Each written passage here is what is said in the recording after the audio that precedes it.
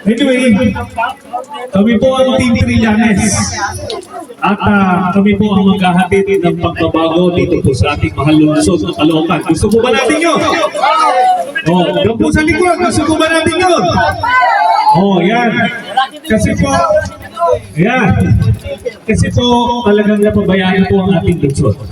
Ang Caloocan po ang isa sa pinakamayaman na lungsod sa buong Pilipinas. Pero dito rin po sa ating lungsod na may pinakamaraming mahihirap.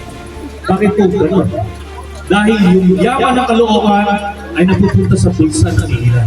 Yan po ang babaguhin ng Team Trillanes. Tatanggalin po natin ang korupsyon sa City Hall na sa gano'n ng yaman ng Caloocan ay diretso po sa inyo, mga mamamayan ng Caloocan. Okay po ba yun?